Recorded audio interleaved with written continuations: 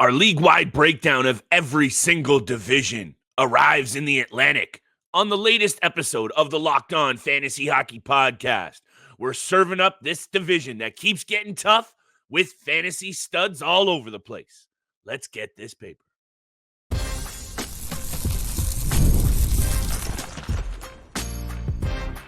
You're Locked On Fantasy Hockey, your daily podcast on fantasy hockey. Part of the Locked On Podcast Network, your team every day.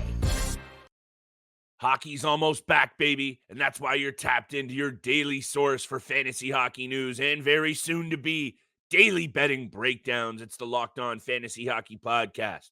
Shout out, salute, and much love to the everydayers holding us down, making us your first listen. Steele and I will be here Monday through Friday, all the way until the cup is lifted to make sure you are dominating your fantasy leagues. Today's episode is brought to you by FanDuel. Place your first $5 wager and you'll get started with $200 in bonus bets guaranteed.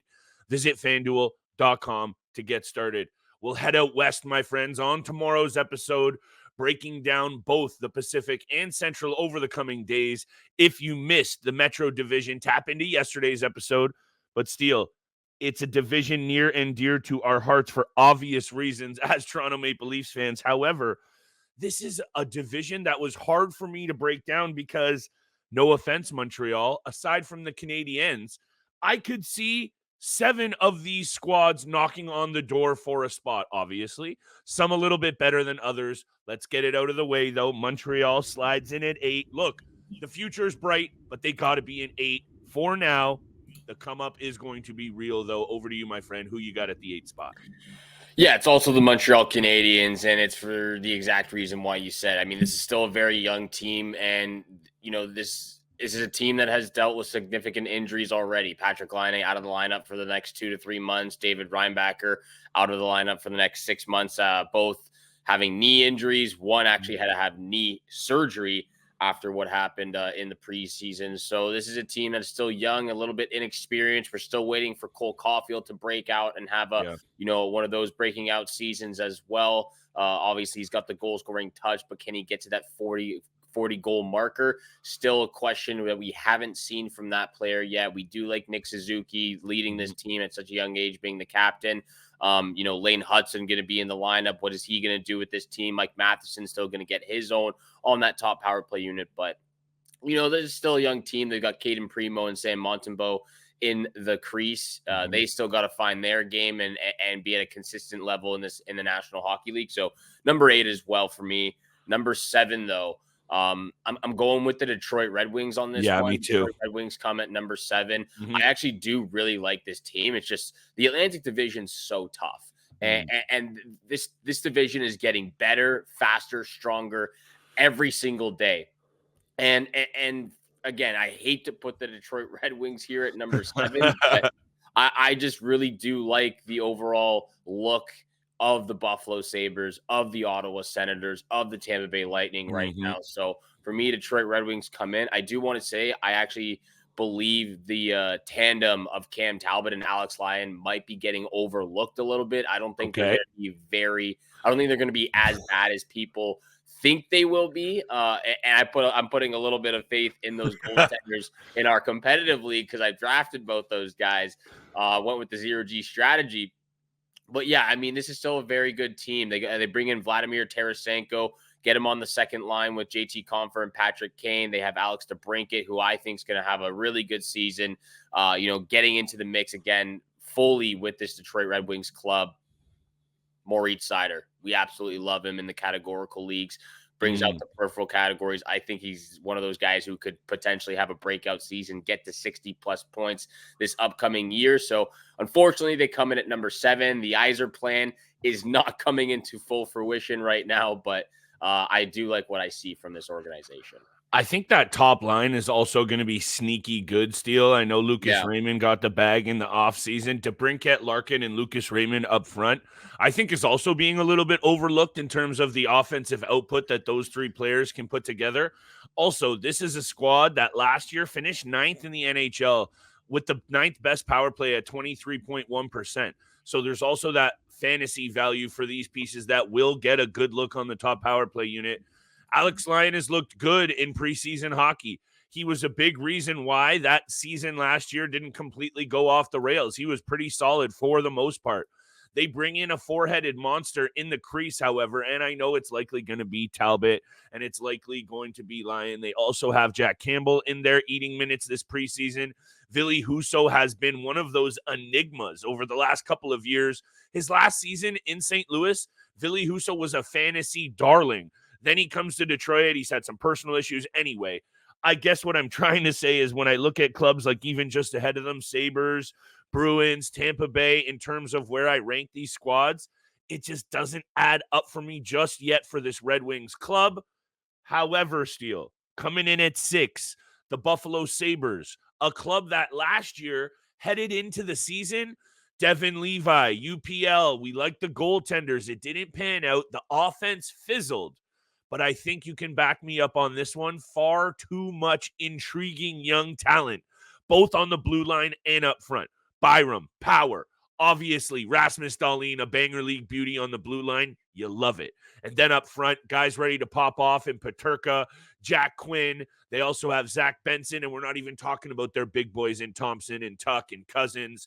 They're far too good, Steele, I think, to underperform. And that's why now, 6 through 1, there's going to be a logjam, and there's going to be a team or two that I really do think are playoff caliber left on the cutting room floor. However, the Buffalo Sabres come in at 6, but now we're getting really tight because I do think this team is going to make some noise this year. And there could be definite debate about having the Buffalo Sabres higher on this list and higher in the rankings in the Atlantic Division. I also have them coming in at number 6. And for one sole reason, why they come at 6 for me. And it's the question mark of the crease. You know, Devin Levi and Ukko-Pekka Luukkonen, we do like UPL and what he did last season, but the experience that Linus Ullmark brings to the game and the way he's looked in the preseason and the way that the team in front of him has confidence to play a well-rounded game now instead of worrying about their goaltender making that first save of the game or letting in the first shot. You know, all of those things go into it. So we do like the Buffalo Sabres. They could be higher on this list because this blue line is going to be very, very dangerous for the future. Owen Power, Bowen Byram, Rasmus Dahlin, Matthias Samuelsson, Connor Clifton on the back end who does the blocks and brings the physicality. So they've got some skill and they got some physicality, tough guys on that blue line. And then, like you said, all these young players, Jack Quinn, Dylan Cousins, who still could have a breakout season, JJ Peterka, who we really, really like, Zach Benson getting into the mix as well. So this is going to be a very incredible team. You know, obviously they're still working through the kinks. They're still finding their chemistry with each other. This is going to be a dangerous team for a long time once they get going, but I'm going with the Ottawa Senators above them. As for now, that's why the Ottawa Senators come in at number 5, and I'll give you the reason after the break. I love that. And also, let me spit this out for you. Considering all that young talent, it really was a head scratcher that the Buffalo Sabres finished with less goals than the New York Islanders and Minnesota Wild last year. Steele. The Buffalo Sabres slotted in with the 23rd most goals in the NHL when the year before, I believe they were 5th in total scoring. There is going to be a come up in Buffalo this year. I just don't know how good that back end will be in terms of goaltending. I'm with you wholeheartedly. Let's talk about the rest of the Atlantic Division right after the break. Tomorrow's episode will head out west, and don't miss any of our upcoming Monday waiver wire specials. Almost said mock draft, but we're done with mocks, baby. It's full steam ahead on the NHL season and today's episode, which is brought to you by our friends at FanDuel Sportsbook. Hey, NFL fans, you can hit the season with a big return on FanDuel, America's #1 sportsbook. When you get a hunch in the middle of the game, check out the latest stats, view live play-by-play, and so much more on the exact same page you're already making your bets. Get started with $200 in bonus bets guaranteed when you place your first $5 wager. That's FanDuel.com, America's #1 sportsbook.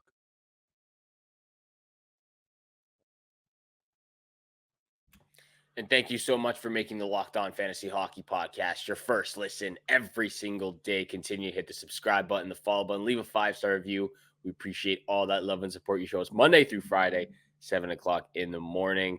Atlantic Division breakdown predictions for this season. For me, Ottawa Senators come in at the number 5 position.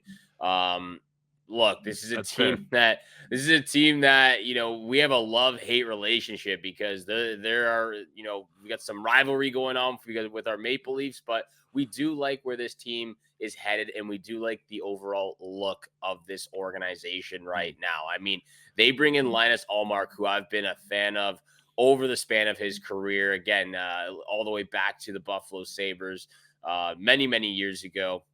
Obviously, the tandem of him and Jeremy Swayman in Boston was elite. He comes into Ottawa. They have a lot of faith in this guy, and they can instill a lot of confidence in this guy and play their game offensively and do everything, play the 200-foot game in front of him as well. So I love they bring in Linus Ullmark. This is going to be a tough team to play against with this offensive group. They bring in David Perron, who's a little bit of a pest out there. Ridley Gregg, we've seen get under people's skin already. Nick Cousins as well. Brady Tkachuk does it best. Yeah. So this is going to be a tough team to play against offensively. We're still waiting a little bit to see what it's going to look like on the blue line. Can Thomas Chabot stay healthy? Can Jake Sanderson kind of fill out his game on both ends of the ice and really have a stepping out season? Artem Zub has done it in the past on both ends of the ice a little bit as well. So I have them at number 5, and this is a team that could, to me, potentially make the playoffs as well. I think they're going to be a wild card team, but for me, that still goes hand in hand with what goes on with the New York Islanders, because I'm still very high up on them and being a dark horse team. But this Ottawa Senators team, if they don't make the playoffs now, then I don't understand what's going on, because the caliber of players they have, they're wasting their best years. Brady Tkachuk, Tim Stützle, Claude Giroux, Josh Norris, if he can stay healthy, Drake Batherson. I mean, at what point are some of these guys going to want to get out of Ottawa? They got to make the playoffs this season. It's really interesting, Steele, that you bring up Josh Norris right off the bat. That's a player that I've been hearing people say, I'm just not drafting him. I'm staying away from him in terms of fantasy. Oh, you have to. I totally respect that. In terms of, though, his importance to this team, I really do think he needs to stick in the lineup to add that extra wrinkle of offensive potency that I think we've been expecting from this club. This is a team that I don't think has made the postseason, Steele, in something like 8 or 9 seasons. It's right in and around that mark. So the pressure is on in Ottawa. Look, all those off-season, just off-ice distractions from last year, Pierre Dorion, Shane Pinto, the representation for ownership, it's all done now. And I think headed into this season, I'm reading into this team like we were last year, but even more so. And let me explain why I have the Boston Bruins at 5 and the Ottawa Senators at 4. I'm going into this season expecting it's Joonas Korpisalo in net for the Boston Bruins. And now the Ottawa Senators have Linus Ullmark. So right there immediately, and I like the offensive depth more on the Ottawa Senators than the Bruins. Those two things combined have me with the Bruins at 5 and the Ottawa Senators at 4. And look, I know I could catch some heat from that. I understand that Boston still has David Pastrnak up front. The Ottawa Senators do not have a sniper like that. I also understand that the blue line might be more complete in Boston. However, Joonas Korpisalo came into this team as going to be the backup Band-Aid solution, and now he is thrust into the limelight. Let me hit you with this deal. Over his last 150 games, Korpisalo, .895 save percentage, a 3.39 goals against average, and a 55-64 record. That is not going to be nearly good enough for a team in the Boston Bruins that is very thin up the middle and is a team relying on its defensive stinginess. So I've got the Boston Bruins coming in at 5, the Ottawa Senators at 4. I'm with you. I think the Ottawa Senators are a bubble wildcard team. They got to start hot. There are a young club still. If they get off to the gate slow, I don't see it for this club. They got to start hot if they're going to be in the mix with Tampa, Toronto, and Florida. However, going into this season with Swayman not on the ice and trade request rumors going around here, I've got some serious concerns about the Boston Bruins. Look, we've been on this team We've been on this team for a while looking for a down year, and it just hasn't happened yet. And I can't do that.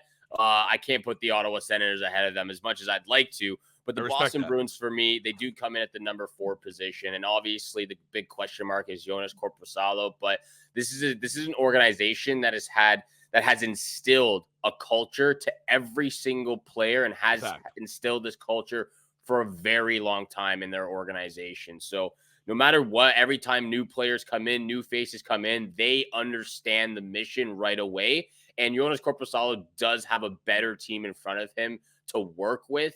So obviously there's some major concern about this guy's confidence level and being able to stop the puck, because I believe, like we've talked about, it was over 20 times last year he let the first shot of the game in, first or second shot of the game in the back of the net. Right. Sounds about right. But look, this is a better team in front of him. And even with the guy, like they need some help down the middle, they got it. They bring in Elias Lindholm. They still have Charlie Coyle, who's a little bit underrated. There's some guys in the bottom six group who they're going to have to depend on, and John Beecher and Matt Poitras down the middle as well. Justin Brazeau on the right-hand side. Trent Frederick can bring the physicality, but the blue line remains the same. It's a brick wall. Nikita Zadorov, it's Hampus Lindholm, Brandon Carlo, Andrew Peak, all these guys, Charlie McAvoy, who brings the boom as well. I'm going to go with the Boston Bruins because they've instilled a culture that no matter what, new faces come in, they get it right away. They get after it with this Bruins team, and they still have David Pastrnak. They still have Brad Marchand. They bring in, like I said, Elias Lindholm, Morgan Geekie, who you talked about in the past as well. So I'm going with them. But again, Ottawa Senators could finish fourth, but I'm going with the culture that has been instilled in this organization that lacks it with the Ottawa Senators group right now. So Ottawa Senators at 5, Bruins at 4. I like it, and I'm not going to hate on it. Those are very close, I would say. And look, if we're sitting here not talking about all of this madness going on with Swayman, speaking of off-ice distractions about Ottawa, Boston is dealing with some of them in a very big way. We covered that already. Tap into the episode at the earlier part of the week. Let me talk about the Tampa Bay Lightning here at 3, Steel. And I think I've been on this team. Speaking of being on the Boston Bruins, people are sleeping on the Tampa Bay Lightning, just straight up and down. And I think, look, Steven Stamkos leaving, that's a huge culture change in terms of their captain being out the door. They bring in Jake Gensel, and let me start here. Jake Gensel, Braden Point, and Nikita Kucherov, and maybe you and I should do one of these episodes, if you're talking about top line trios, top line potency, dangerous offensive lines, I don't think they come much more balanced or lethal than Gensel, Point, and Kucherov. That line is not going to win you a Stanley Cup alone, Steel. But when you're talking about what they also have in the mix, and I know Brandon Hagels of the world, Sorellis, Nick Pauls, they don't jump off the page per se in terms of elite fantasy value. They do all make this team a very balanced one. And let me finish my point on the Tampa Bay Lightning. We know about Andrei Vasilevsky. He's coming into this season fully healthy and rested. Last year, back surgery. He missed the whole first month, maybe even a little more. Victor Hedman, J.J. Moser, McDonough, Cernak, your boy Darren Radish, Nick Perbix. I know some of these names, Perbix, Radish, they're, again, not jumping off the fantasy page. That is a very good, underrated, balanced blue line as well, Steel. You add in John Cooper, one of our favorites as well, behind the bench. This team is going to make the playoffs. I see them as the 3rd spot. They might slide into the wild card. Vasilevsky, Hedman, and that top line, those 5 players, that's good enough to take this team on a run into the playoffs. I think they come in at 3. I'm intrigued to see where you have them. Yeah, number 3 for me as well. I mean, this is definitely a different looking Tampa Bay Lightning team that we've seen from over the last 5 to 6 years. They bring in Jake Gensel. They bring in Cam Atkinson, Connor Sheary. The bottom 6 group is a little bit different as well. Luke Glendening, Mitchell Chaffee, some Gergensen, who was on the Buffalo Sabres in the past. And like you said, they bring back Ryan McDonough. They get J.J. Moser. Some of these guys who, again, new faces in the organization. But I think what we do have to remember is, again, they still have their top guys in Braden Point, Nikita Kucherov, Victor Hedman, and they still have one of the best goaltenders in the league in Andrei Vasilevsky. Obviously, a little bit of a down year last year, coming back from back surgery, was still getting into the groove of things, finding his mojo. Andrei Vasilevsky still remains one of the best goaltenders in the league. Getting some time off is going to be crucial for this player. So I'm looking forward to seeing how he plays, and especially for fantasy value, what he produces for any GMs out there that drafted him. So I'm with you. Tampa Bay Lightning come in at number 3 for me because Nikita Kucherov is still that dude. Jake Gensel just produces wherever he goes. We talked about it. He's not just a good player because he played with Sidney Crosby. He went to Carolina and he smashed it. 25 points in 15 games. He had that record of player who had the most points after being traded at the deadline. He's gonna go to Tampa Bay now and have the same amount to work with Kucherov, Hedman, Braden Point, Hagel, all those guys. So it's going to be really fun to see Tampa Bay Lightning come in at number 3, but they could fall down to a bubble spot if the Boston Bruins or Ottawa Senators just have an outstanding season. Let's talk about the top 2 teams in the division right after the break. Let me finish it with this. The Tampa Bay Lightning, also a very good home club. Amalie Arena has been a fortress for them. They perennially finish with one of the best home records in the league. That's got championship caliber written all over it. So does Steele. This team had a better power play than the Hurricanes, Rangers, Oilers, and Avalanche last year. 28.6% as the top power play unit in the league. And then they add in Jake Gensel. I think it's going to be another good year for Tampa. Why don't you take us to break? Let's talk about Toronto and the reigning Cup champions, baby. Reigning Cup champions, Toronto Maple Leafs, Florida Panthers. We're getting after it with the Atlantic Division breakdown, all of our predictions and odds for the playoffs, and everything you need to know on the Locked On Fantasy Hockey Podcast.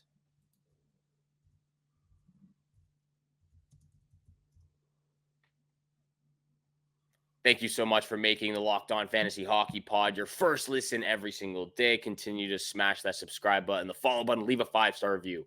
We appreciate all that love and support you show us Monday through Friday, 7 o'clock in the morning is when you can find our episodes. Flip, reigning Stanley Cup champion Florida Panthers, our Toronto Maple Leafs. Yes. Top 2 teams in the Atlantic. Who you going with at number 2? Who you going with at number 1? It's got to be the Leafs at number 2. I saw someone from NHL.com go out and say an even bolder prediction than Toronto winning the division. They had the Toronto Maple Leafs winning the Stanley Cup this year, and I know that's probably a very clickbait statement. Yeah. And I'm not going to come on here and say with Joseph Wall and Anthony Stolarz in net that I'm comfortable saying the Toronto Maple Leafs are the Stanley Cup champions. That's not what's even close to happening. However, when it comes to the offensive potency that Mitch Marner, Austin Matthews, and William Nylander provide, and then you sprinkle in the fact that, and say what you will about what they had to do to overpay or pay Chris Tanev and Oliver Ekman-Larsson, this is the best blue line in the Brendan Shanahan era, 10-plus seasons of hockey, and this is the most complete, tough-to-play-against blue line that they have. So I'm not here for all of the contract slander. That's done. It doesn't matter. The team is going to be better on the ice, and they will be playing a much more physical brand of hockey with Craig Berube behind the bench. These are just facts. If Joseph Wall can stay healthy and do what he has done when he has been a healthy goaltender in their Steel, cerebral, making the big saves, looking like he is the guy, this is going to be a team in the mix for the top 2 spots in this division. By the way, plus 280 for the Toronto Maple Leafs to take this division. Little bit spicy there. I actually kind of like that odd. I'm not as intrigued as yesterday's division bet. If you missed that, tap into the Metro breakdown. I'll stop it right here. This team will go as far as 34 carries it, Steele. The Toronto Maple Leafs need Austin Matthews at 110% for all 82 games. And then maybe we can talk about how deep they go in the postseason. However, for now, they come in at number 2 in the Atlantic Division, a team that will be very tough to play against once again in the offensive zone. This is going to be This is going to be very tight between these 2 teams, but I'm going with the Florida Panthers at number 2. They come in at number 2. And look, they didn't lose some major pieces besides obviously Brandon Montour, but I'm looking at this team right now. They lose Brandon Montour. They lose Oliver Ekman-Larsson. They lose Nick Cousins. They lose Ryan Lomberg. They bring in Steven Lorentz. They bring in Anthony Stolarz. They lose Tarasenko. That's a bunch of pieces that were a part of that Stanley Cup championship run. Obviously, a lot of bottom 6 guys, but obviously, again, you bring in Stolarz, who played very well for them last year. Was 16-7-2. He had a 203 goals against average and a 925 save percentage. So he was a fantastic backup goaltender for Sergei Bobrovsky. You lose Tarasenko. You lose Brandon Montour, a guy who did it on both ends of the ice. Those are major pieces to lose. So for me, the Florida Panthers and Toronto Maple Leafs, they're going to be battling for that top spot. I'm just giving the edge right now to the Maple Leafs because of that sole purpose of why you said they bring in a new coach in Craig Berube. He's trying to instill that culture I was talking about that the Boston Bruins have had for so long in the National Hockey League. They bring in guys like Chris Tanev. They bring in Oliver Ekman-Larsson, Stanley Cup champion. They bring in Anthony Stolarz to be that fallback security blanket, as you will, for Joseph Woll if he goes down. Stanley Cup champion.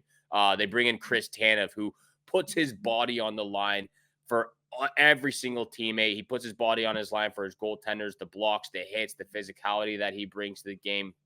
They keep the remaining the core five in the organization. Obviously, a lot of rumors and conversation with Mitch Marner this offseason, but they bring back everybody. Max Domi is back. Matthew Knies is back. You know, potential of signing Max Pacioretty as well. This bottom six group that, you know, they're making that change of putting William Nylander at the center position. They're going to give him a little bit of a run out there too. There's a lot going on. There's a lot going on. So obviously, I'm not trying to be biased here. I'm not trying to fanboy over this Leafs team. I appreciate that. It's I going to don't be think close. you are. It's going to be close. These are the top two teams in the Atlantic Division for a reason. All those losses to me for the Florida Panthers, they're going to be significant, even though they are the bottom six guys, or, you know, Brandon Montour, Tarasenko, who I talked about. I'm not sure if Spencer Knight can come in and be that guy, the backup goaltender for the Florida Panthers as well. We've seen him struggle in the past. I'm going with the Maple Leafs at 1, Florida Panthers at 2. And just to talk about the odds real quick, because it's in your favor, Florida Panthers at plus 230 to win this division, Toronto Maple Leafs at plus 280, and then the Tampa Bay Lightning at plus 420. Look, this is a Florida Panthers team, and I said it earlier in the week. They don't lose many stick battles. They don't lose many puck battles. They are a very neat and tidy club. Hashtag Paul Maurice. They finished the NHL last year, Steele, with the best goal differential in the league at plus 68. I appreciate the angles that you're bringing up. For me, they still have Bobrovsky, which is the better goaltender, in my opinion, the better tandem as well. I like Spencer Knight. I'm with you, though, on the question marks on what he will be able to do, especially after how good Stolarz was there last year. That's an angle that could be played up further down the road. This is a club, though, that has just gone back-to-back to the Stanley Cup final and taken a banner, and all of the key pieces are still there.